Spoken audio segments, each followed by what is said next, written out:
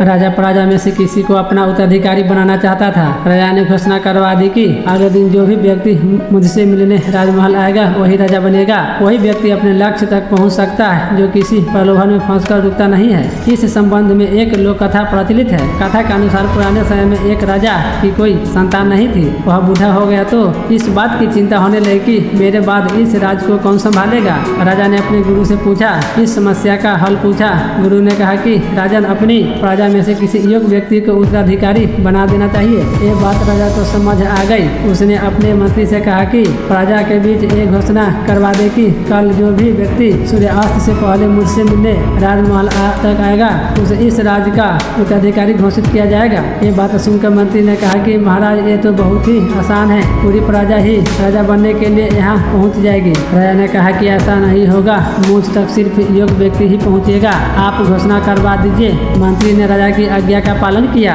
और प्रजा तक संदेश पहुंचा दिया। अगले दिन बड़ी संख्या में लोग उत्तराधिकारी बनने के लिए राजमहल की ओर निकल पड़े। महल के बाहर राजा ने एक बड़े मेले का आयोजन किया था। मेले में शराब थी, नाच गाना हो रहा था, तरह तरह के स्वादिष्ट पकवान थे, कई तरह के खेल वहाँ हो रहे थे। पूरी प्रजा उस मेले में ही उलझ गई। अपनी अपनी पसंद के हिसाब से लोग मजा लेने लगे। सभी ये बात भूल गए कि उन्हें राजा से मिलने जाना है। तभी वहाँ एक युवक ऐसा आया जो इन प्रलोभनों में नहीं फंसा। उसे सिर्फ अपने लक्ष्य तक पहुंचना था। वह सीधे राजमहल की ओर चल दिया। मुख्य द्वार पर 2 पहरेदार खड़े थे। उन्होंने युवक को रोका, लेकिन वह किसी तरह उनसे बचकर राजमहल में प्रवेश कर गया।